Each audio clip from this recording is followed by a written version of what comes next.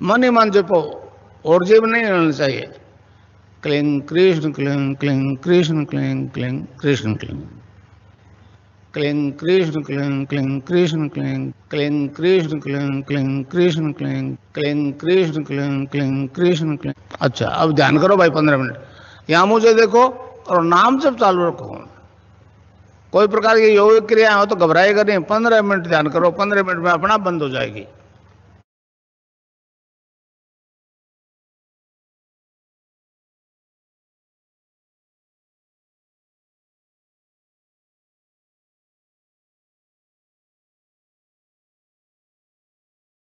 कर रहे हैं गुरु भाई सेशन?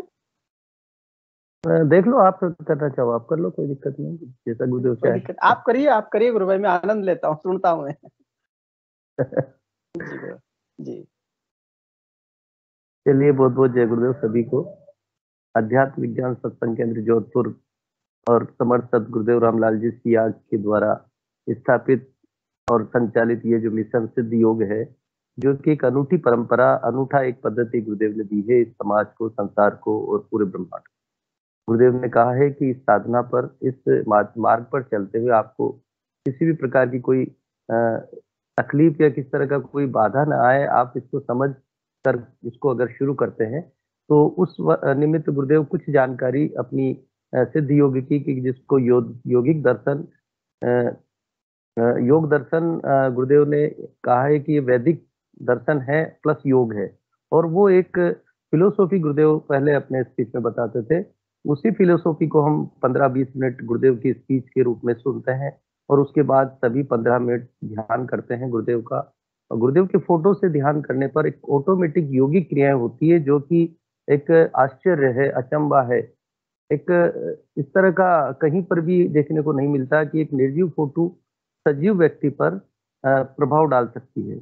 गुरुदेव के फोटो को आज्ञा चक्र पर देखने पर और उस संजीवनी मंत्र को, उस बीज मंत्र को जपने से जो योगिक क्रियाएं व्यक्ति के अंदर होती है और योगिक क्रियाओं के दौरान उसमें जो जो बदलाव आते हैं, नियमित ध्यान करने पर जो बदलाव आते हैं, उसी की परिचर्चा, उसी की गुरु चर्चा और उसी को हम चर्चा के रूप में यहाँ पर प्रस्तुत करते हैं। तो गुरुदेव से के श्री चरणों में इस सेशन को रखते हुए मैं शुरुआत करता हूँ कि कोई भी गुरु भाई बहन आए और गुरुदेव की प्रेरणा से अपने अनुभव यहाँ पर साझा करें या अपने सुझाव रखें। और भी कोई अनुभूति अगर दिव्य है तो वो भी आमंत्रित है। जय गुरुदेव। प्लेटफॉर्म उनका स्वागत करता है।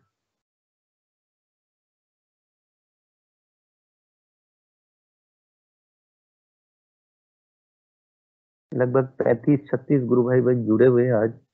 और मैं अगर रूपेश जी गुरु भाई जो बेंगलोर से जुड़ने वाले थे अगर सेशन में है तो मैं आमंत्रित करता हूं उन्हें।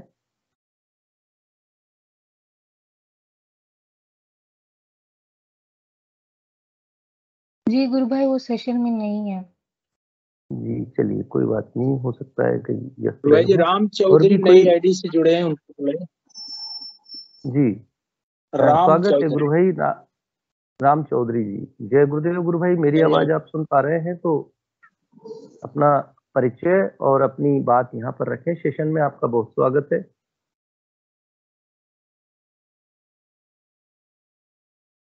राम चौधरी गुरु भाई मेरी आवाज सुन पा रहे हैं?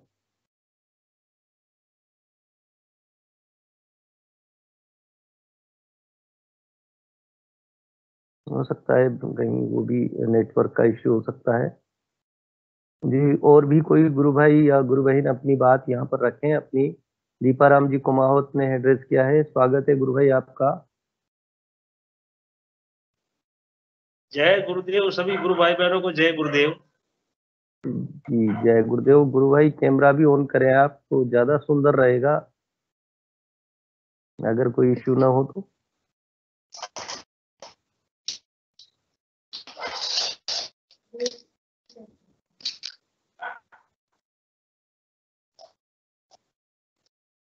हाँ बोलिए गुरु भाई।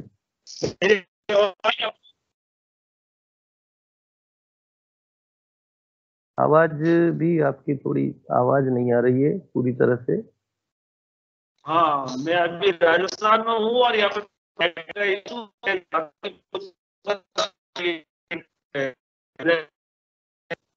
गुरु नेटवर्क का इश्यू है गुरु भाई। या तो आप रिकनेक्ट होइए, रिकनेक्ट करें फिर से छोड़ लीव करके, और तब आप हो सकता है दोबारा आवाज आ जाए। रामलाल जी गुरु भाई, जब तक आप कोई और अपनी आजकल के कोई कार्यक्रम संबंधी कोई सूचना है वो अपडेट्स वगैरह दे सकते हैं, या फिर रवि गुरु भाई आज जो रविवार है तो हैशटैग से हाँ, संबंधित रवि गुरु जो भाई को ट्विटर बुलाइए, पे रवि गुरु भाई कैंपेन को हुआ है। बुलाइए। हाँ जी रवि रवि गुरु भाई गुरु को भाई, बुलाइए, फिर मैं भी आऊंगा। बिल्कुल। रवि गुरु भाई मेरी आवाज सुन पा रहे हैं? तो आज का जो ट्विटर कैंपेन रहा उसके लिए उसका जो अपना ब्रीफ यहाँ पर रखें सेशन में, ताकि सभी लोग उससे जानकारी हो लोगों को।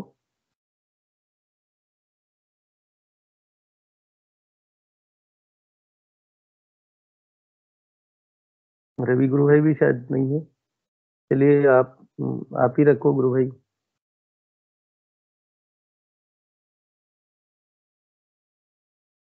रामलाल जी गुरु भाई।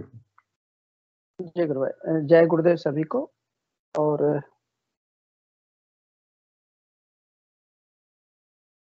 सभी गुरु भाई बहनों को बहुत बहुत जय गुरुदेव। गुरुदेव का जो ये हमारा नित्य का जो कार्यक्रम है, इसमें हमारी अनुभूतियां मुख्य विषय है। हमें क्या अनुभूतियां हुई, और बहुत सारे साधकों के सामने एक प्रश्न होता है कि मुझे अनुभूति नहीं हो रही है।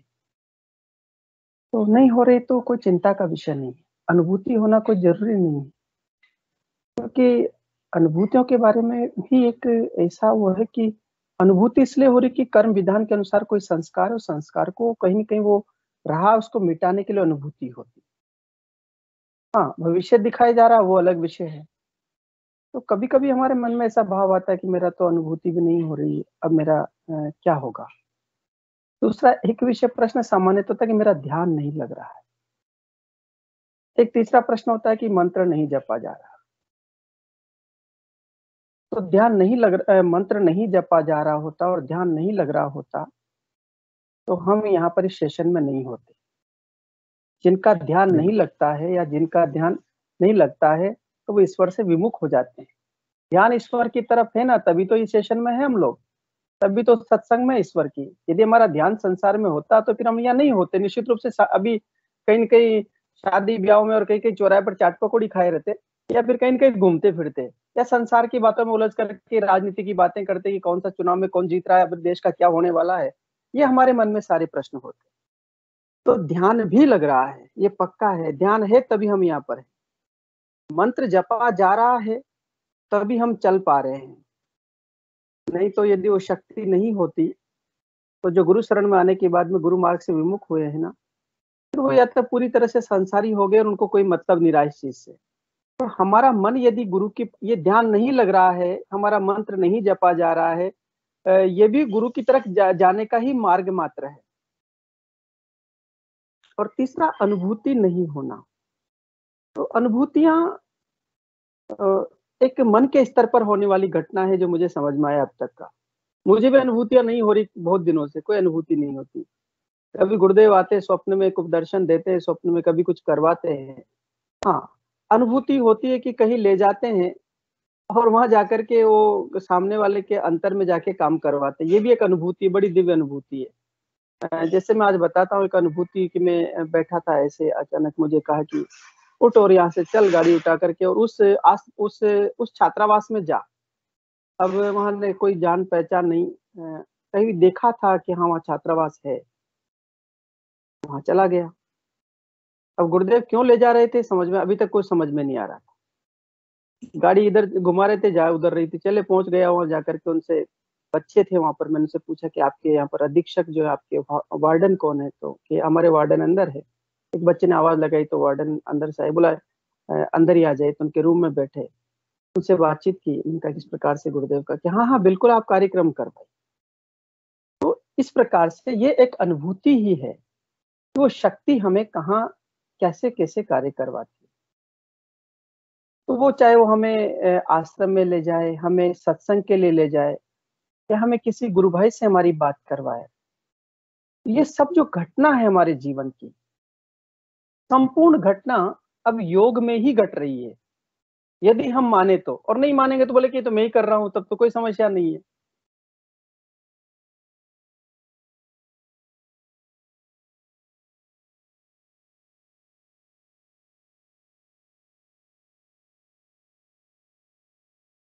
बीच में कॉल आ गया था एक थोड़ा सा, तो कोई दिक्कत जी। वाली बात। तो कोई भी साधक, कोई भी गुरु भाई बहन ये न सोचे कि मेरा ध्यान नहीं लग रहा है, मेरा मंत्र जप नहीं हो रहा है। दूसरा एक विषय और निवेदन करना चाहता हूँ, किसी व्यक्ति विशेष से प्रभावित होने का कोई विषय नहीं इस मार्ग के अंदर। गुरुदेव ने कहा है कि मैं आपके अंदर हूँ और आप मेरे अंदर हो। जब हम गुरु के अंदर हैं, गुरु हमारे अंदर है, तो फिर किसी व्यक्ति विशेष के किसी कहे गए कथन से, बनाए गए वीडियो से, या उनके अंदर जो घटना घटी है, वो घटना हमारे जीवन में भी घटना चाहिए, इसको लेकर के हम बड़ा संशय में पड़ जाते हैं। ये आराधना अपने स्वयं की आराधना है और अपने स्वयं के लिए आराधना है। हाँ, जब हम आराधना करेंगे तो आराधना के अंदर क्या होगा, सभी हमारे अंदर ही, क्योंकि ब्रह्मांड तो हमारे अंदर है, तो ब्रह्मांड के रचयिता भी हमारे अंदर बैठे, तो जितने भी ब्रह्मांड की प्रकृति की जितनी भी चीजें वो सब हमारे अंदर है, उन सबसे मुलाकात भी हो सकती है। तो व्यक्ति विशेष से प्रभावित होना, व्यक्ति विशेष के कथन को ध्यान से सुनना। कभी कभी ऐसा लगता है, अभी एक दो गुरु भाई ने कमेंट्स कर दिए थे कि हीरो बना रहे हम किसी को, और सच में ऐसा लगता होगा तो उन्होंने बोल दिया। तो हम किसी को हीरो नहीं बना रहे हैं, क्योंकि हम न किसी को हीरो बनाते, न हम किसी को जीरो बनाते हैं। और हीरो और जीरो दोनों से ऊपर जो बनाते हैं वो गुरुदेव हैं। और सामान्यतः एक विषय रहता है कि जैसे कोई हमारे बीच में स्पेशल गेस्ट आते हैं तो हम क्वेश्चन करते हैं, तो साधकों का ऐसा रहता है कि वो तुरंत आकर के वैसे नहीं बोलते, लेकिन वो जैसे ही कोई वो साधक विशेष अतिथि आते हैं तो बड़े प्रभावित होकर के अपनी बात उनसे करते हैं, फिर आगे मेरी आराधना का क्या होगा। तो देखिए, सबके निजी अनुभव है, मेरा आपसे सभी से आग्रह है, ये मंच हमारे अनुभव को साझा करने के लिए। हाँ, अनुभव में यदि कोई कैसा अनुभव आ रहा है कि भी मेरा ध्यान नहीं लग रहा है, कि भी हृदय में प्रेम आया तो ध्यान नहीं लग रहा, बोल दिया, तो ध्यान नहीं लगने के लिए हम अपने अंदर से पूछ लेंगे तो वही पता है, पक्का है। जो ये बाहर बोल रहा है कि मेरा ध्यान नहीं लग रहा, उसको अंदर पता है कि मेरा ध्यान क्यों नहीं लग रहा, क्योंकि जो अंदर पता है तभी तो बाहर बोल रहा है वो। हर व्यक्ति जानता है कि मेरे अंदर न्यूनता क्या है और अधिकता क्या है। तो कभी कोई प्रश्न उठता है तो उस प्रश्न उठा इसलिए कि उसका प्रश्न का उत्तर भी अंदर में ही है, लेकिन फिर भी हम संसार में सेटिस्फैक्टरी एक स्वभाव बनाए ना, कोई दूसरा कहेगा तो हम मान लेंगे। गुरुदेव तो कहते हैं कि जब अमेरिका कहेगा तो सब, पश्चिम जब कहेगा तो सब मान लेंगे, क्योंकि हमारा स्वभाव है बिल्कुल। भारतीय लोगों। हाँ, ये भारतीय लोगों का स्वभाव है। इसलिए गुरुदेव के दर्शन में कोई खंडन मंडन नहीं है, कोई किसी का विषय नहीं है, कोई बड़ा कोई छोटा नहीं है। हाँ, सब साधक हैं, सब साधिकाएं हैं, सब गुरुदेव के मार्ग में चलने वाले अनुयायी हैं। हाँ, गुरुदेव ने एक बात जरूर कही कि मेरे को शिष्य बहुत कम मिले, गुरु ही गुरु मिले हैं। और साथ में एक विषय कहा कि मेरे अनुयायी बहुत है। अनुयायी की भीड़ लगी हुई है, और अभी भी अनुयायी बहुत बन रहे हैं, फॉलोवर्स है। अभी हम पूछते हैं, अब मैं एक दिन खड़े गणेश जी में गया थे, तो वो पूछ रहे थे, आया भैया, उसका नाम परशुराम था, वो ठेकेदार था। तो जैसे गुरुदेव का उसने चित्र देखा तो हमसे बोलता है, ये हमारे गुरुदेव हैं। तो मैंने कहा, आपके गुरुदेव है तो फिर यहाँ क्या कर रहे हो आप? कि वो गुरुदेव हैं, बस उसके लिए गुरु है, वो एक गुरुदेव है। संसार में गुरुदेव ने कहा कि गुरु बनाना एक औपचारिकता, फॉर्मेलिटी है। तो सभी गुरु तो धारण कर ही रहे हैं। भारत में हिंदू धर्म में कहा कि गुरु धारण करना चाहिए, धारण तो कर रहे हैं, लेकिन गुरु धारण क्यों कर रहे हैं? आखिरकार गुरु धारण करने के पीछे हमारी धारणा क्या है, मनसा क्या है, काय को ले गुरु की शरण में गए? तो जो जिसके लिए गया उसको मिल गया, उसके बाद में वो सोचेगा मेरी अनुभूति नहीं हो रही, तो भैया तेने जो मांगा तो मिल गया, अब क्या करेगा? तो इसलिए दो तीन विषय बड़े महत्व के हैं। कोई भी सेशन में आए, कहीं पर भी हमें मिले संसार में, गुरु से ही प्रभावित हो, व्यक्ति से प्रभावित होना बिल्कुल छोड़िए। क्योंकि कभी कभी सेशन में क्या हम लोग ये बड़े वो हो जाते हैं, सेंसिटिव हो जाते हैं, बड़े भावुक हो जाते हैं और सारी विषयों को ऐसे रखते हैं। हाँ, वो सब सम्मानीय है, सबके अंदर गुरु बैठा है। जब गुरु बुलाएगा ना तो आप भी ऐसे बोलेंगे जैसे सब बोल रहे हैं। दूसरा, दूसरों की अनुभूतियां सुनिए।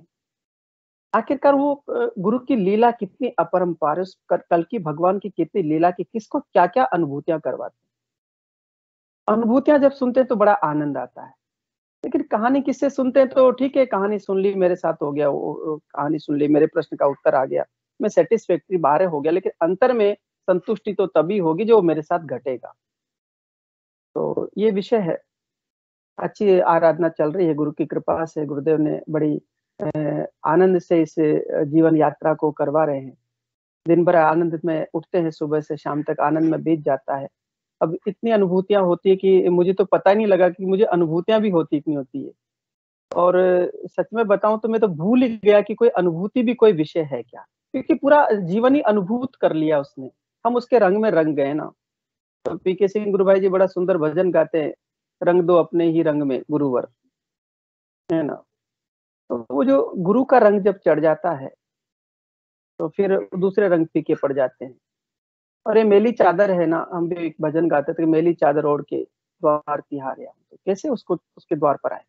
जब तक गंदगी अंदर है ना, तो वो अंदर हम लोग उसको, वो हमारे अंदर बैठेगा कैसे। तो हम कैसे उसको खिलाते हैं, प्रेम से खिलाओ, अच्छा बना करके खिलाओ, उसको अच्छे से प्रेम करो, उसके भौतिक शरीर से प्रेम करो, उसकी तस्वीर से प्रेम करो, उसकी हर वस्तु से प्रेम करो। और जब प्रेम करते तो सच में ऐसा ही दिखता है कि चलो दिन भर ये लगा रहता है कि गुरुदेव का कैसे कार्य हो जाए, कैसे किसी को बता दे।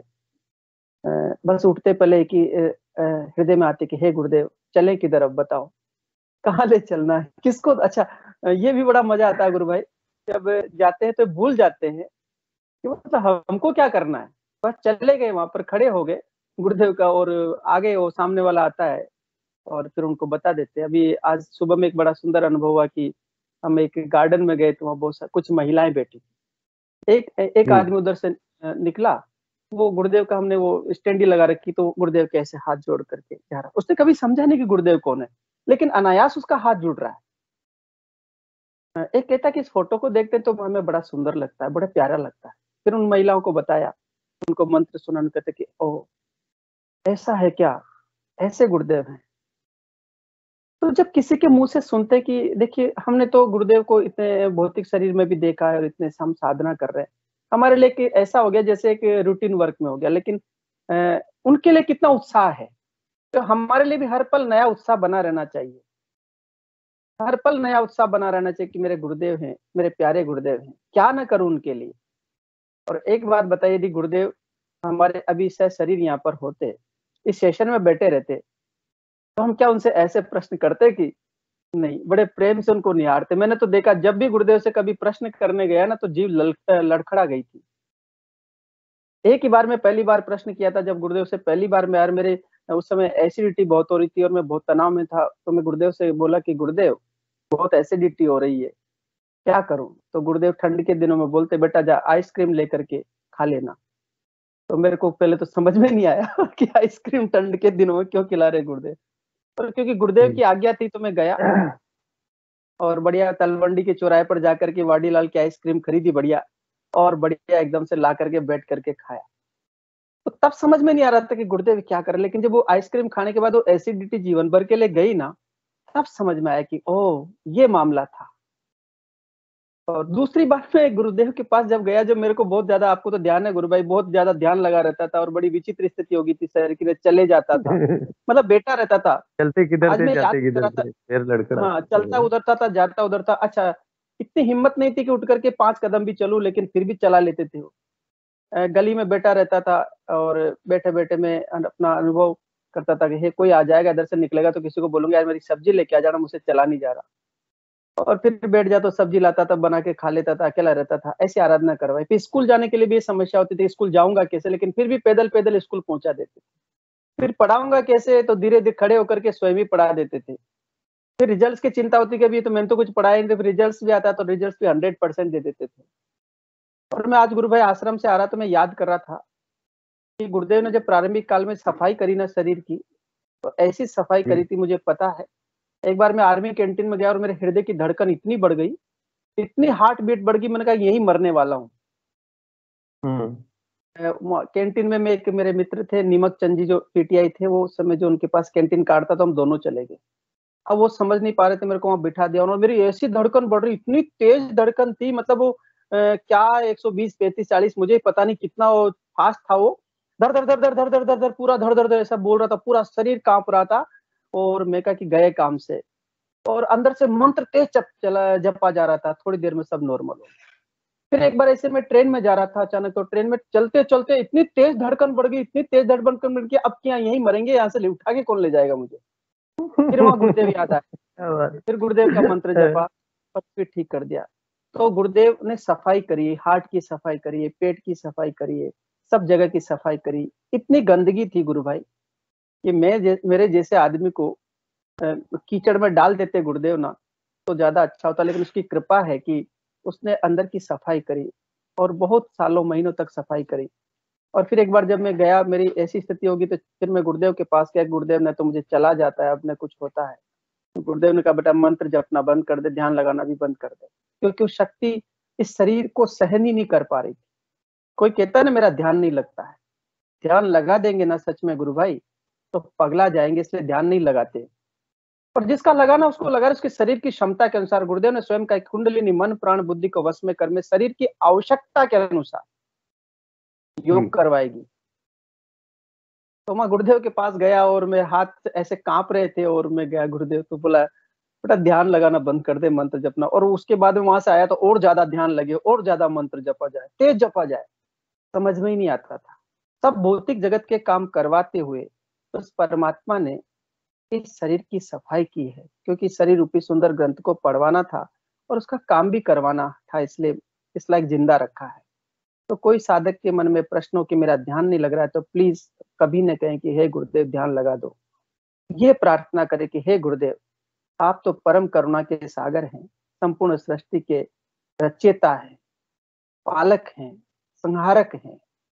एक बार तो एक गुरु भाई को, इनसे भी ऊपर है गुरुदेव, एक गुरु भाई को इंग्लिश में बातचीत की थी गुरुदेव ने, उसने कहा कि बेटा ये जो ब्रह्मा विष्णु महेश है ना, ये जो क्रिएटर है, ये जो फीडर है, ये डेस्ट्रॉयड है, इनका पिता हूं मैं, ये मेरी आज्ञा के अनुसार काम करते। अभी कल्पना करिए कि ब्रह्मा विष्णु महेश जो सृष्टि के रचयिता और पालक हैं, संहारक है, उनको भी, वो भी किसी का ध्यान करते हैं। भगवत गीता का पहला श्लोक यही है, भगवान विष्णु आंख बंद करके क्षीर सागर में सैया पर लेटे हुए थे, लक्ष्मी पूछते कि प्रभु आप आंख बंद करके क्या कर रहे हैं।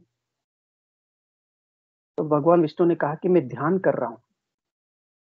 तो फिर लक्ष्मी ने प्रश्न किया था कि प्रभु आप किसका ध्यान कर रहे हैं, आप तो स्वयं नारायण हैं। क्या बात।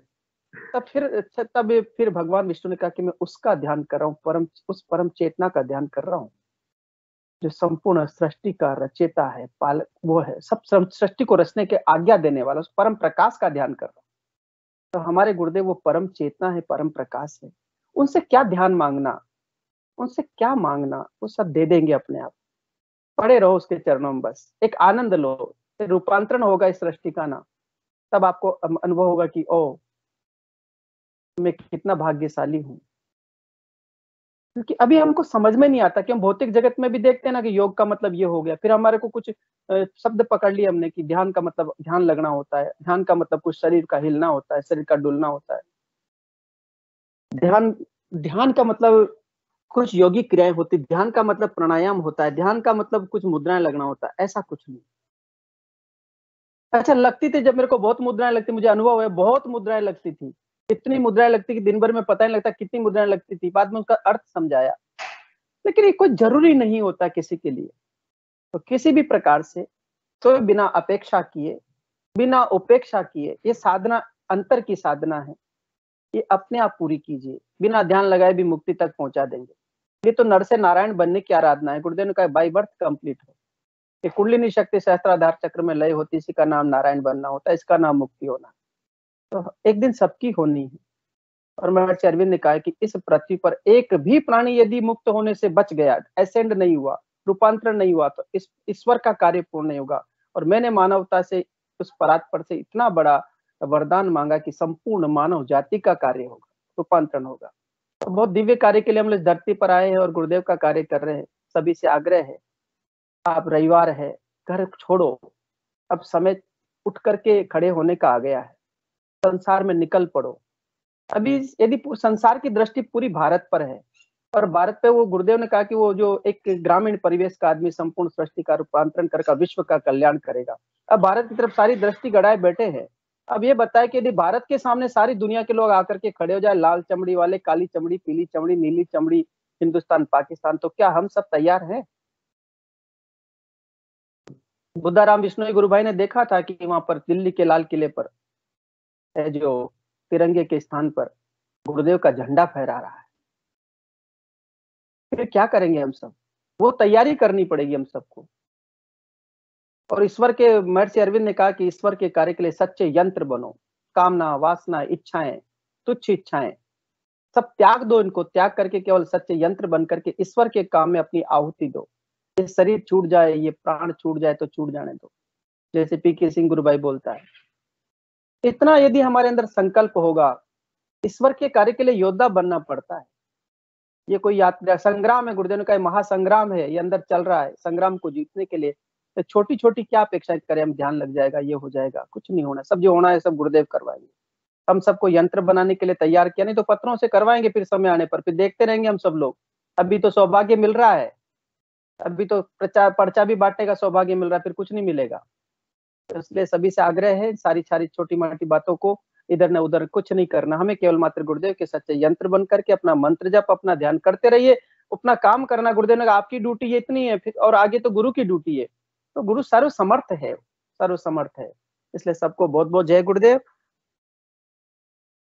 जी बहुत बहुत जय गुरुदेव। गुरु भाई मेरे मतलब अंतर में दो शब्द अभी खोज रहे हैं एक तरह से, जिसको कि ऐसा लगता है संपूर्ण जीवन कर्म और तप, दो चीजें, कर्म बाह्य है, तप अंदर है।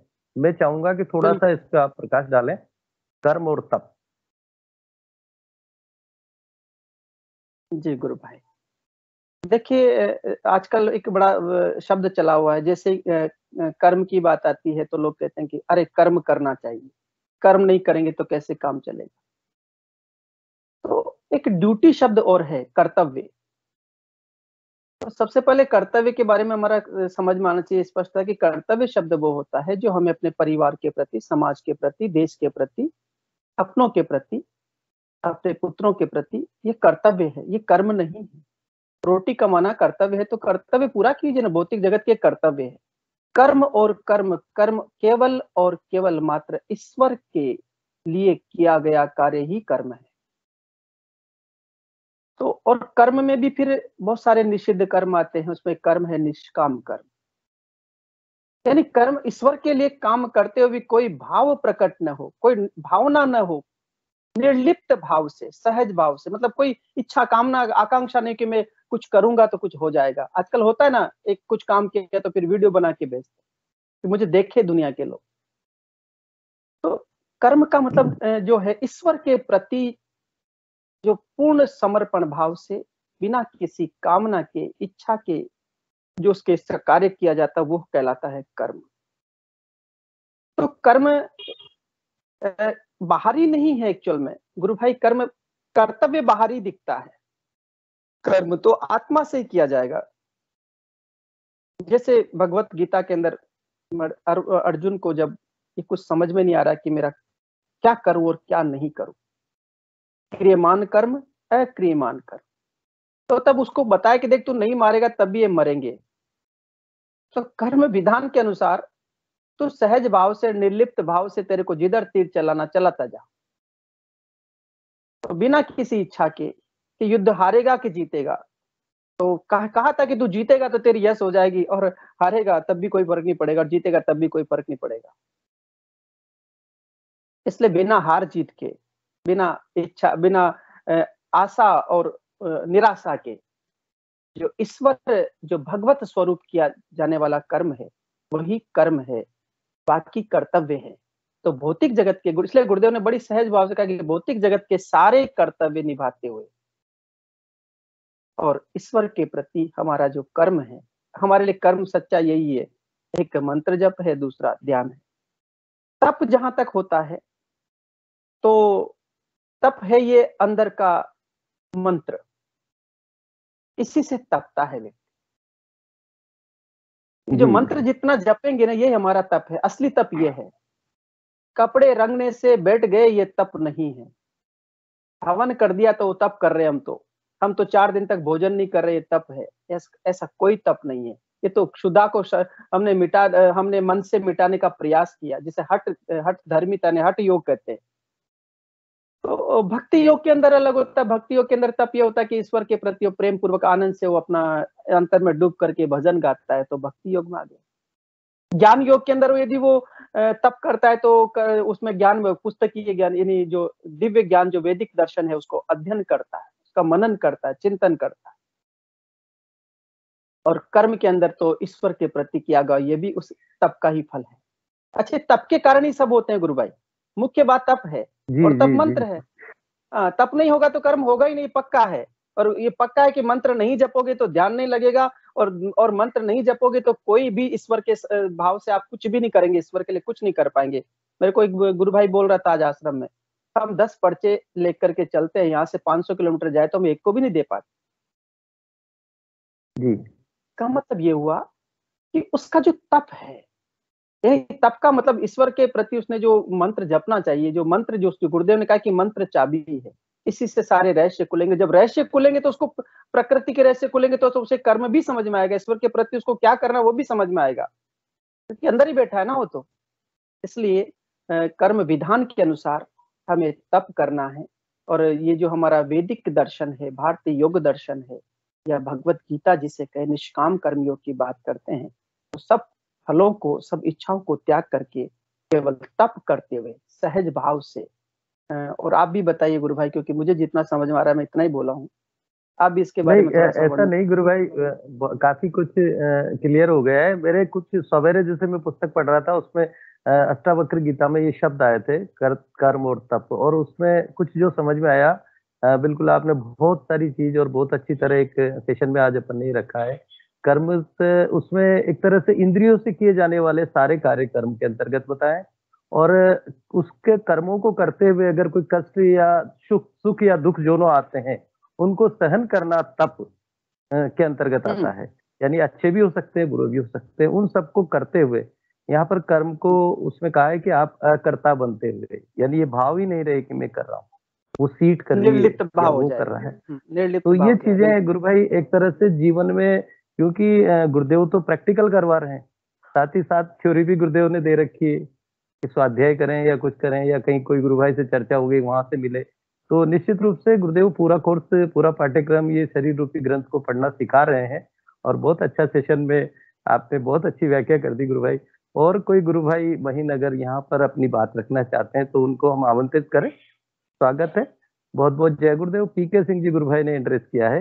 गुरु भाई स्वागत है आपका, जय गुरुदेव। गुरु भाई जय गुरुदेव, बहुत बहुत जय गुरुदेव सारे गुरु भाई बहनों को। आज वो 9:30 बजे वाला कार्यक्रम के बारे में थोड़ा सा आप जानकारी दे दीजिए सारे गुरु भाई बहनों को, उनको कैसे जुड़ना। वैसे मैंने भेज दिया है सारे ग्रुप में जी, उन्होंने वो पोस्टर भी बना करके डाल दिया है व्हाट्सएप पे, इनसे बात हुई थी जी गुरु भाई। हाँ, तो वो उसके लिए अपडेट ये बताया है उन्होंने कि अपने 9:30 बजे से ट्विटर पे जो उस अपने स्पेस चलता है, स्पेस कार्यक्रम में 9:30 बजे से 11 साढ़े 11 बजे तक कई गुरु भाई बहन और बहुत सारे नए व्यक्ति उससे जुड़ते हैं। उस पे दर्शन की जानकारी दी जाती है, सिद्धियों के बारे में बताया जाता है, तो कई लोगों को वो एक प्रेरणा स्रोत बनता है। अब उसमें एक गुरु भाई अभी तो खैर अपना नहीं रहे, वो केवल सुनते हैं काफी समय से, और उनका एक न्यूज चैनल है। वो न्यूज चैनल पे उन्होंने काफी प्रभावित होकर के उन्होंने कहा कि मैं हर रविवार को 9:30 बजे से आप कोई भी 2 व्यक्ति यहाँ पर मेरे चैनल पर आए और उस पे दर्शन से संबंधित जानकारी दें, क्योंकि मैं विभिन्न प्रकार के जैसे शिक्षा विषय ले लेता हूँ, कभी कौन सा विषय ले लेता हूँ, तो हर रविवार को हम कोई भी साधक जो अनुभव अपनी बात रखना चाहे या अपने दर्शन के बारे में देना चाहें, वो गुरुदेव की कृपा है, हम इसमें अपन कुछ नहीं कर सकते। लेकिन गुरुदेव की प्रेरणा से आज उन्होंने जब कहा तो अपने बंबई से शिव भारद्वाज जी गुरु भाई हैं, रूपेश जी हैं, उन लोगों ने उनसे बात हुई तो उन्होंने कहा ठीक है आप अपना नंबर और फोटो भेज दीजिए। तो मैंने और आपसे मैंने फोन किया तो आपका रामलाल जी गुरु भाई का भी दिया था, तो उन्होंने 2 लोगों को शायद आज किया है। गुरु भाई रामलाल जी भी जुड़ सकते हैं उसपे, सभी जुड़ेंगे वैसे, और अधिक से अधिक लोग उसमें जुड़ेंगे, अपने कमेंट्स भी करेंगे।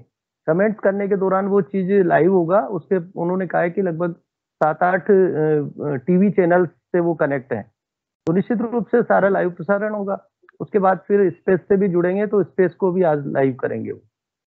तो यहाँ पर अपने ग्रुप में सभी में डाल दिया है, और गुरुदेव जैसी प्रेरणा दे रहे हैं हम आगे बढ़ते जाएं, क्योंकि इसमें हमारा अपना स्वयं का कोई नहीं है, सब कुछ गुरुदेव का है, गुरुदेव करवा रहे हैं। उसमें स्पष्ट उनसे बोल दिया था कि भाई यहाँ पर निःशुल्क रहता है, कोई इसमें मॉनेटाइजेशन नहीं है, किसी तरह का कोई पैसा लेना देना नहीं है। उन्होंने कहा कि मेरा निःशुल्क रहता है, मैं इसमें कोई ऐसा नहीं है। तो फिर जा करके और हम तैयार हुए तो उन्होंने कहा ठीक है, आज 9:30 बजे ये कार्यक्रम होगा, जिसका लिंक हमने भेज दिया है, सभी ग्रुप में भेज दिया, और भी जिनको देना चाहे तो प्रसारित कर सकते हैं गुरु भाई। जी, वही मैं उसी पे मैं सोचा कि थोड़ा सा प्रकाश डाल दे, ताकि किसी गुरु भाई बहन को अगर जानकारी न तो जानकारी हो जाए, अगर जुड़ना चाहते हैं तो जुड़ सकते हैं। हाँ, इसमें ये भ्रमित भी ना हो। उन्होंने भी ये कहा है कि मतलब जैसे 2-3 लोग लाइव जुड़ेंगे, उनको बुलाएंगे और बहुत सारे लोग जुड़ सकते हैं, वो अपना कमेंट भी दे सकते हैं। तो उनका ये भी कहना है कि अच्छे कमेंट्स हम शेयर करेंगे, जो अच्छे कमेंट है हम उसको प्लेटफॉर्म पे रखेंगे, मतलब लाइव कार्यक्रम में रखेंगे। हाँ, तो बढ़िया है। और इसमें अपन ये भ्रमित ना हो, अपना कार्यक्रम यूट्यूब पर जो रेगुलर चल रहा है उसका टाइम वही है। अभी गुरु भाई क्रांति जी ने पूछा था कि क्या वो अलग है या क्या है, तो अपना जो विधिवत गुरुदेव ने चला रहे हैं तो वो तो अपना कार्यक्रम चल रहा है। तो हर रविवार का उनका ये कार्यक्रम रहेगा 9:30 बजे, लाइव सेशन है। न्यूज चैनल वाले का, न्यूज चैनल वाले का, न्यूज चैनल वाले का।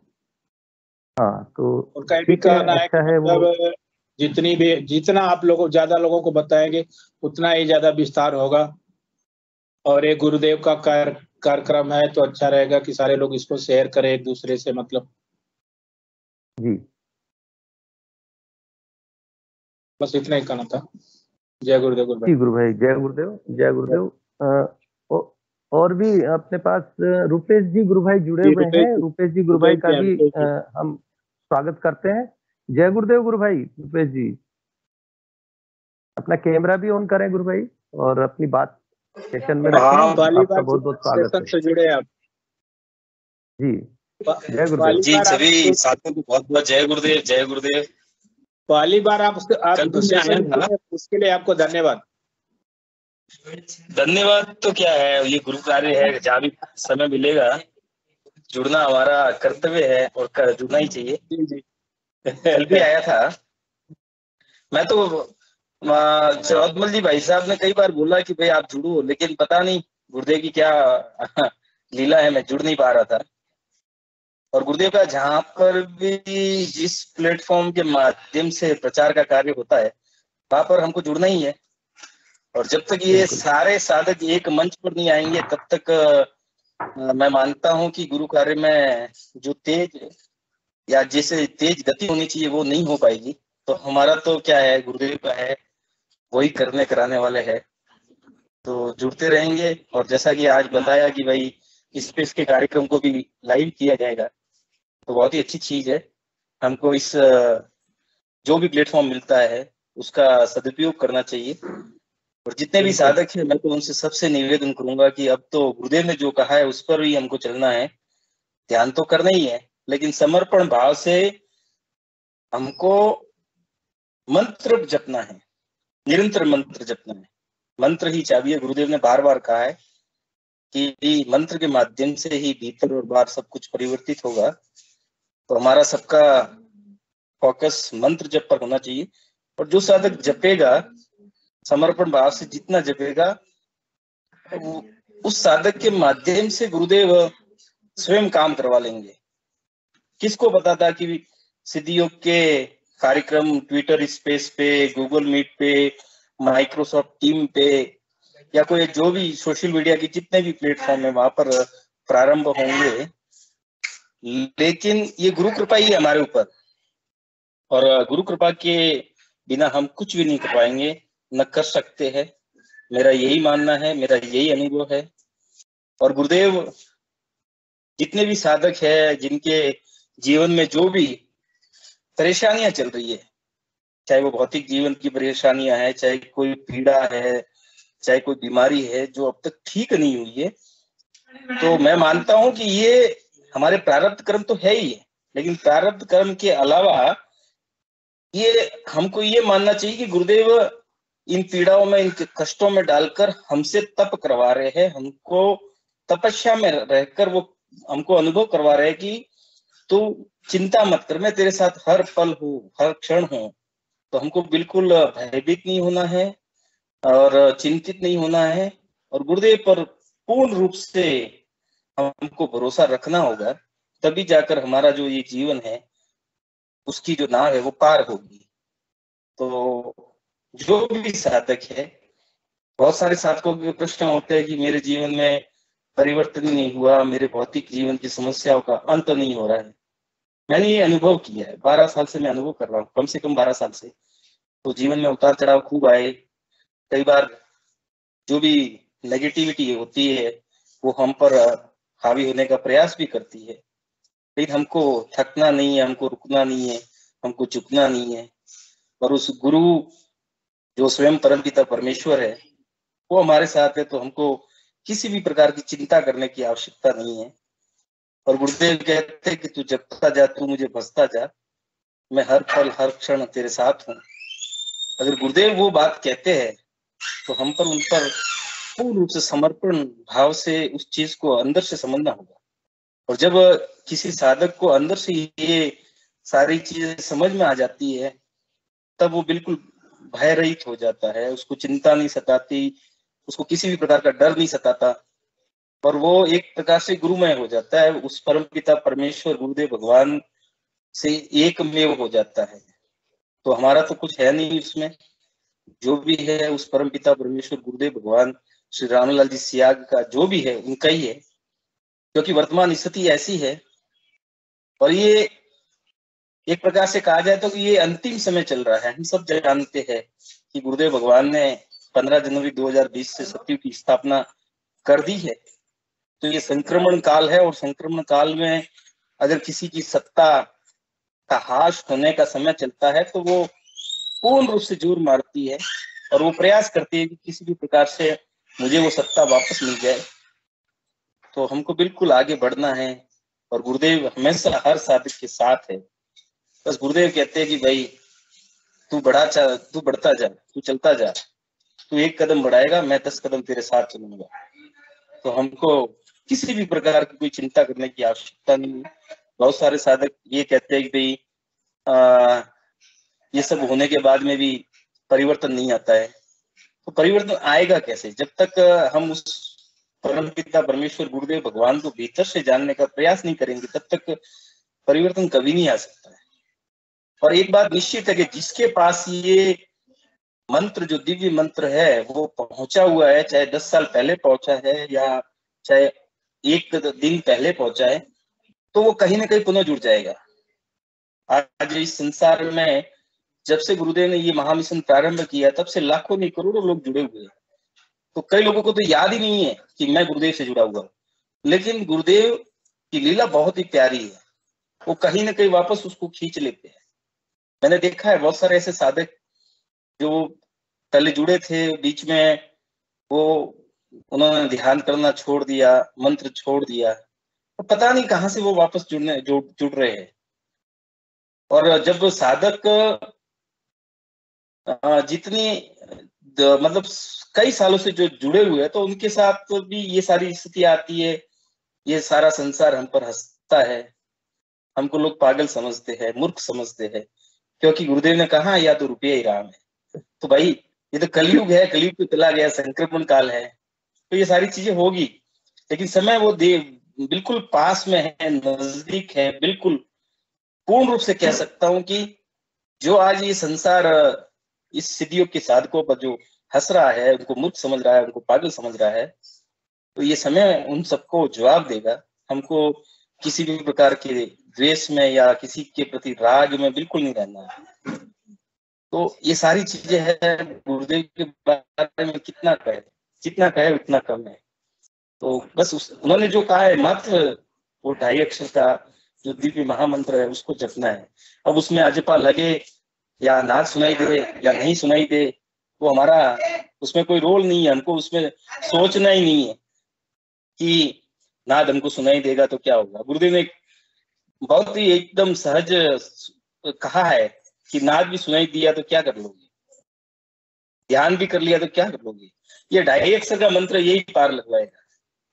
तो 2.5 अक्षर के मंत्र को जपना निरंतर तेल की तार की तरह। गुरुदेव ने कहा जितना जप सको उतना जपो। और वास्तव में अभी वर्तमान जो समय है उसमें ये मंत्र ही हमारा जो कल्याण का मार्ग है, जिसको हम मोक्ष कहते हैं, आत्म साक्षात्कार कहते हैं, उस पर अग्रसर होने में हमारा सहायक बनेगा। और वही साधक प्रचार भी कर पाएगा जो इस मंत्र को निरंतर जप रहा है, उस पर प्रभु को भज रहा है। भगवान श्री कृष्ण के रूप में जब उस परम पिता परमेश्वर ने स्पष्ट रूप से ये इस संसार को बताया है कि भाई ये जो जप योग है, इससे ही कलयुग में मनुष्य की गाड़ी या मनुष्य की नाव पार उतरेगी। तो हमको तो वही कार्य करना है, जहां भी हो सके भौतिक रूप से चलते फिरते हमारे जेब में जो भी गुरुदेव के ध्यान के कार्ड वो बांटिए। सोशल मीडिया के जितने भी प्लेटफॉर्म हैं, कौन चला रहा है कौन नहीं चला रहा है वो उसमें हमको जाना ही नहीं है। मैं तो ये मानता हूं कि जो भी प्रचार कर रहा है वो कहीं न कहीं उस परम पिता गुरुदेव भगवान से जुड़ा हुआ है, तभी वो प्रचार कर पाता है। अन्यथा हमारी कोई शक्ति नहीं है, हमारी कोई ताकत नहीं है कि हम उसका काम कर सके। क्योंकि गुरुदेव ने कहा कि मैं तो पत्थरों से भी काम करवा लूंगा। तो हम तो पत्थर ही थे, हमारे में वो ऊर्जा किसने डाली है, वो चेतना जो बिल्कुल सुषुप्त अवस्था में थी उसको जागृत किसने किया है? जागृत करने वाला वही है, परम पिता परमेश्वर गुरुदेव भगवान। तो बिल्कुल गुरुमय होना है, वो सब कुछ संभालता है। भोग के साथ मोक्ष उन्होंने यूं ही कहा है। भोग का अर्थ है कि भाई तुम करते जाओ। हम ये कहते कि भाई मैं मेरे परिवार का पालन पोषण करता हूँ, मेरी कुछ जिम्मेदारियां है, लेकिन जब अंदर से ये बात समझ में आती है कि हम तो कुछ नहीं है, करना है कराने वाला वो परम पिता परमेश्वर गुरुदेव भगवान ही है। तो ये बहुत ही बड़ा अद्भुत और अलौकिक जो महामिशन है, जो शायद न तो त्रेता में आया न द्वापर में आया और न वापस आएगा, कभी नहीं आएगा। इतनी सहज और सरल रूप में जो हमको ये चीज गुरुदेव ने प्रदान की संसार में, जो आज बिल्कुल लोग ये समझते हैं कि पता नहीं ये पागलों की तरह क्यों गुरुदेव गुरुदेव करते हैं। और वास्तव में मानता हूँ लोग पागल समझते हैं हमको, हंसते हैं हम पर। आप दूर दूर में जाइए, आपके जितने जो करीब होते हैं ना, जो परिवार में होते हैं, रिश्तेदारी में होते हैं, वो सबसे ज्यादा हंसते हैं, क्योंकि हम राम में हो गए और वो माया में बैठे हुए हैं, उनको माया मिली हुई है। तो वो माया को ही राम समझने का जो एक भूल कर रहे जो। तो मैं मानता हूँ कि हमको तो वो राम मिला है, और वो राम अंदर से जब हमसे मिला, बात करता है, हमसे अटखेलिया करता है। मैं तो गुरुदेव को कहता हूँ, सखा कहता हूँ, वो महाठग है सर, बहुत ही लीला करते, महाठग। मैं तो मानता हूँ गुरुदेव को। कृष्ण रूप में तो आए थे तो 16 कलाएं थी, अब तो 36 कलाएं उनके पास है। ऐसी ऐसी वो लीलाएं करते हैं कि हमको समझ में नहीं आती। तो हमको तो कुछ नहीं समझना है, हमको तो मूर्ख ही रहना है, महामूर्ख। हम तो कुछ नहीं जानते, वो जानता है परम पिता परमेश्वर गुरुदेव भगवान। हमारे को कुछ नहीं समझना है, कुछ नहीं जानना है, बस उसको बजते जाइए, बजते जाइए। जब बजने का हम ये काम करते रहेंगे ना, तो वो जो हम पत्थर है, उन पत्थरों में वो प्राण फूंक देगा, और हमारे माध्यम से वो कहीं ना कहीं हमको यंत्र बना देगा। और उसके जो सच्चे यंत्र होंगे वही इस सिद्धियोग के एक कहते हैं, मैं चरणों की धूली मानता हूँ गुरुदेव। हम तो उनकी चरण रज मात्र है, हमारे में कोई शक्ति नहीं है। बजना ही काम है, बाकी कुछ काम नहीं है। मैं इतना ही कहूंगा, पहली बार जुड़ा हूँ, कुछ ज्यादा बोल गया हो तो मुझे क्षमा कर दे। बहुत बहुत जय गुरुदेव, जय श्री कल्की। नहीं रुपेश जी, गुरु भाई बहुत बहुत जय गुरुदेव। एक तो आप सेशन से जुड़े, और दूसरा मैं आपने काफी समय हो गया, केवल सेशन का समय तो वैसे हो गया, लेकिन एक जानकारी आपसे, एक मेरी जिज्ञासा है कि आप ये बताएं कि गुरुदेव के श्री चरणों में आपका समर्पण कैसे हुआ। बस क्योंकि आप बेंगलोर से जुड़ते हैं और काफी समय से जो है गुरुदेव की सेवा में हमेशा तत्पर रहते हैं। तो इतना सा जानता हूँ कि इतना जानना चाहता हूँ कि आपका समर्पण कैसे हुआ गुरुदेव के चरणों में, किस तरह से जुड़े और क्या कारण रहा? बस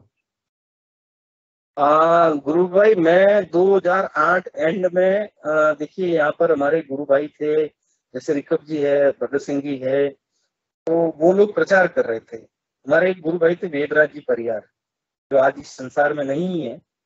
तो वेदराज जी परियार एक दिन और मेरा छोटा भाई ललित वो पहले से जुड़ा हुआ था। तो वो लोग यहाँ पे डेली उनकी दुकान पर बैठते थे, गुरु चर्चा करते थे कि गुरुदेव के बारे में सब कुछ बताते थे कि ये इनकी तस्वीर से ध्यान लगता है, एड्स और कैंसर ठीक होते हैं।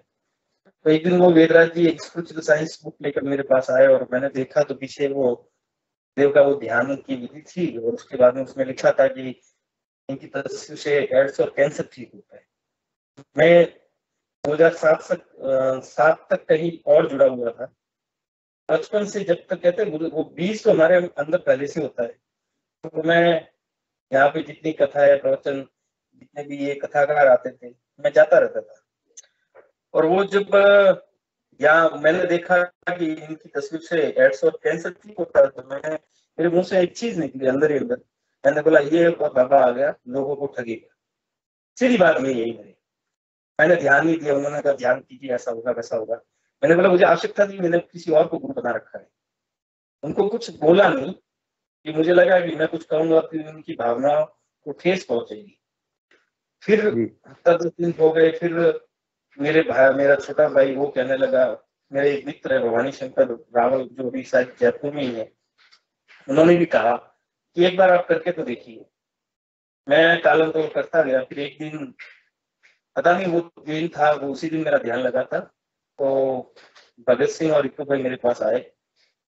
मैं वो बार बार मुझे बुला रहे थे, मैं जा नहीं रहा था। जैसे ही शाम को हमारा जो दुकान मंगल करने का समय होता है, उसके बाद में बोले आप कहाँ करो? मैंने बोला यहीं करो।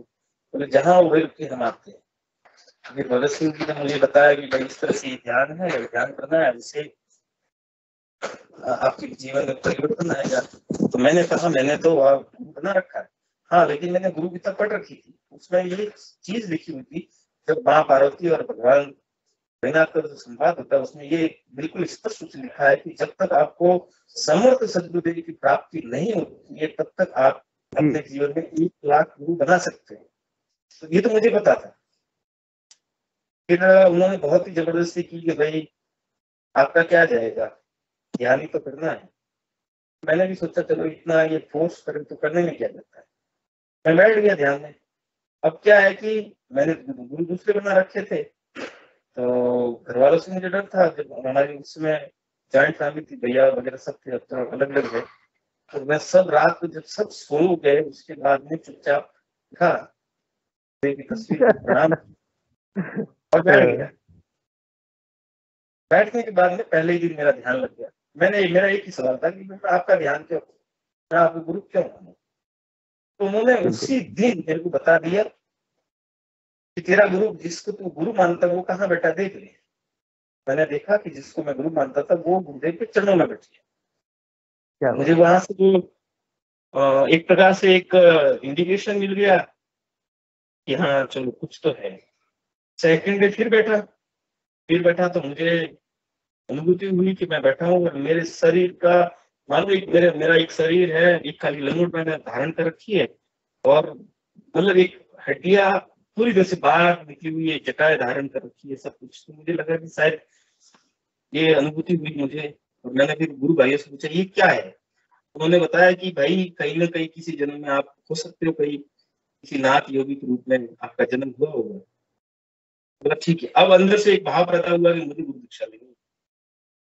उस समय गुरुदेव मतलब गुरु मंत्र ऐसे देते नहीं थी, मंत्र दीक्षा लेने के लिए गुरुदेव के कार्यक्रम में जाना पड़ता था। मैंने सोचा अब क्या करें। फिर पता किया तो गुरुदेव का अहमदाबाद गांधीनगर में कार्यक्रम था। घर वालों से फिर कहूँ कि मुझे अहमदाबाद जाके ये लेना, तो वो बोले तू तो बाबाओं के चक्कर में घूमता रहता है, कोई मतलब नहीं है। मैंने झूठ बोला।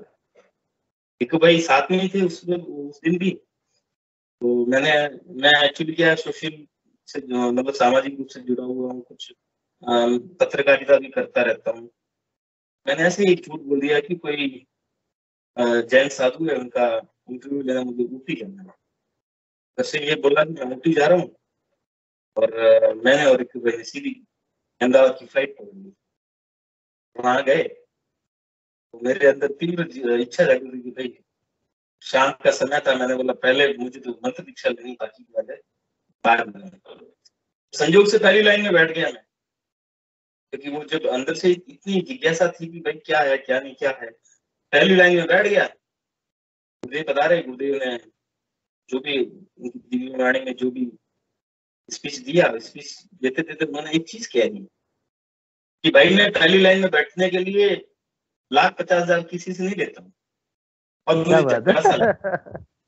मुझे याद था, क्योंकि मैं जिसको गुरु मानता था उनके मैंने कार्यक्रम मैंने यहाँ करवाए थे, तो उसमें जैसा जैसा जो स्पॉन्सर होता उस हिसाब से हम उनको बिठाने की व्यवस्था करते थे। भाई किसी ने 1,00,000 दे दिए तो उसको आगे बिठा दिया, किसी ने 50 दिए तो उसकी सेकंड लाइन, फिर थर्ड लाइन, फिर जनरल कैटेगरी। तो गुरुदेव ने वो जैसे ही बोला मुझे झटका लग गया। मैंने बोला गुरुदेव ने बहुत बड़ी बात कह दी। फिर बैठा और योगिक की जब गुरुदेव ने कहा भैया मंत्र ले लिया, ध्यान करो, तो योगिक मूवमेंट बहुत जबरदस्त शुरू हो गए। मन ही मन गुरुदेव से प्रार्थना की कि गुरुदेव मरवाओगे आप तो। ये अगर मेरा फोटो स्पिरिचुअल साइंस में छप गया, क्योंकि मेरे वहां पे आती थी घर पे, तो मैंने बोला मुझे घर पे जाके डांट पड़ेगी, तू बोला उठी और गया अहमदाबाद। मैंने गुरुदेव कृपा करना और ये फोटो मत छपवाना। आप मानोगे या मत मानो, अहमदाबाद की उस गांधीनगर कार्यक्रम का फोटो तो छुड़ी, एक लाइन नहीं छपी, जबकि ऐसा कभी हुआ नहीं है कि गुरुदेव का कार्यक्रम है और स्पिरिचुअल साइंस में कोई न्यूज नहीं है। वो दिन था और आज का दिन है। बहुत सारी जीवन में घटनाएं हुई, बहुत कुछ हुई। उसके बाद में गुरुदेव का कार्यक्रम बना था काजलवास आश्रम का उद्घाटन का। तो मन में इच्छा सबकी थी कि भाई यहाँ से चले, बैंगलोर का बहुत बड़ा योगदान था उस आश्रम को बनाने में और जो भी था। तो यहाँ से हम लोग कम से कम 35-40 गुरु भाई बहन यहाँ से बोले कि चल हम काजलवास जाएंगे, वहां पधार रहे हैं। उसके पहले मैं एक दिन ध्यान में बैठा था, तो मुझे काजलवास का पूरा सीन याद दिख गया मुझे। और वो समाधि, वो जो आज भी जो धुआं चल रहा है वो, और मुझे एक पेड़ दिखाई दिया और पेड़ के नीचे चबूतरा था, और चबूतरे पे बैठकर बहुत सारे योगी और ये सारे जितने भी संत महात्मा हैं, और उन्होंने वो हाथ में वीणा और किसी ने ढोलक, किसी ने मंजीरा ले रखी और वो सत्संग कर रहे। मुझे तो अनुभूति हुई ध्यान की जब मैं ध्यान में बैठा। मैंने रिको भाई पूछा, मैंने बोला ऐसा है क्या? बोले आप खुद ही देख लीजिएगा, वहां जाएंगे तो पता चल जाएगा। यहाँ से ट्रेन में गए, मेरे पापा भी उसमें साथ में थे, हम लोग गए, मारवाड़ जंक्शन पे उतरे, तो सबने कहा कि पहले हम सीरियारी जाएंगे, फ्रेश हो जाएंगे, उसके बाद में काजलवास। वैसे भी हमारा 2-3 दिन का वहां पे जो भी प्रोग्राम था, तो बाद में आराम से जाएंगे। मैंने जिद पकड़ी, मैंने बोला पहले मैं काजलवास जाऊंगा। जो मैंने ध्यान में देखा है वो मुझे देखना है कि वास्तव में जो अनुभूति हुई है वो सच है या यूं ही मेरा कोई वहम था।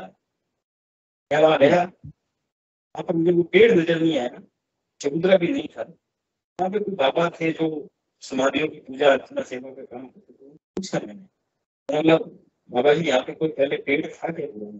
यहाँ पेड़ था, बीच में अकाल पड़ा तो वो पेड़ सूख गया था, तो चबूतरा भी था। फिर वहां का वातावरण देखा था, मुझे ऐसा लगा कि ये, हालांकि इस जीवन में पहली बार गया था, लेकिन मुझे लगा कि मैं पहली बार नहीं आया। और फिर शाम का जब वापस सीरियारी गए, फ्रेश हो गए और वापस आए, तो हमारे जोधपुर की टीम भी वहां पहुंच गई थी एक दिन पहले, चंदन जी वगैरह सब थे। तो उसी जगह पर चंदन जी ने वो वीणा हाथ में ली, किसी ने मंजीरी ली है, किसी ने ढोलक बजाई, और वो सत्संग जम गई और मैं नाचा, सब जबरदस्त नाचा। और गुरुदेव ने कह दिया कि देख, जो तुमने ध्यान में देखा था, जो तेरी अनुभूति है, वो वास्तव में सच है। तो मैं मानता हूं कि जो आपको अनुभव गुरुदेव करवाते हैं वो 100% कहीं ना कहीं किसी न किसी रूप में वो प्रत्यक्ष हो जाता है। हमारे बैंगलोर के गुरु भाई मुकेश अग्रवाल, वो भी इन चीजों में नहीं मानते थे पहले। मैं जब इन बाबाओं के चक्कर में जाता था, किसी कथा प्रवचन में जाता था, वो बार बार मुझे रोकते थे, मेरे अच्छे मित्र थे। फिर एक दिन मैंने उनको कहना ही छोड़ दिया। मैंने बोला कहूंगा ये फिर मुझे और डायलॉग मारेगा, पता नहीं उसको क्या हो गया। फिर वो ध्यान करने बैठ गया। मुकेश जी को उनका मन में पता नहीं है कि यार मुझे भी दीक्षा लेनी है। उस समय गुरुदेव का बाड़मेर में कार्यक्रम था। गुरुदेव की कृपा देखिए, या गुरुदेव वो जब यहाँ से निकले उससे पहले उनको ध्यान में अनुभूति हुई, और बाड़मेर के कार्यक्रम का वो पंडाल और वो सारा नजारा उनको अनुभव हो गया, अनुभूति हो गई कंप्लीट रूप से कि ऐसा ऐसा होगा, इस तरह से लोग है, और उस पंडाल में लगे हुए कपड़े का कलर ये है, झालर है ये है, उसकी कनाते ये है, सब कुछ उनको अनुभूति हो। फिर वो बैठे उन्होंने थोड़ा सा रुपेश जी, गुरु भाई नेटवर्क का भी इश्यू है, थोड़ी आवाज आपकी कम आ रही है। अपने सेशन का समय भी लगभग नजदीक है। अपन चाहेंगे कि आपको कंटिन्यू बाद में भी रखेंगे, आपके पास काफी अथाह भंडार है अनुभूतियों का, और आप सेशन से जुड़े रहेंगे। आप आए, बहुत बहुत साधुवाद, धन्यवाद गुरु भाई। और मैं आपसे पहली बार फेसबुक पे जुड़ा था, आपका फेस देख करके मैं समझ गया था कि गुरु भाई निश्चित रूप से कभी न कभी मुखातिब होंगे। और आज जो है गुरुदेव ने आपको सेशन में बुलाया और अपन वार्ता हुई, और गुरुदेव की चर्चा बहुत ही अच्छी रहा। रुपेश जी, गुरु भाई बेंगलोर से जुड़ते हैं और मूलतः राजस्थान के रहने वाले हैं, तो मैं आपका फिर से बहुत बहुत धन्यवाद देता हूँ गुरु भाई। आप इस सेशन से जुड़ते रहिए ताकि ये गुरुदेव का प्रचार प्रसार चलता रहे। इसी शुभकामना के साथ मैं हिंगू जी गुरु भाई से आग्रह करूंगा इस सेशन को गुरुदेव के चरणों में समर्पित करें। हिंगू जी गुरु भाई। जी, सभी को गुरुदेव की दिव्य चेतना सभी में सिद्ध हो, जगत व्यापी हो और जगत के कल्याण के लिए हो। जय गुरुदेव। सभी को बहुत बहुत जय गुरुदेव। चौथमल जी, जय गुरुदेव।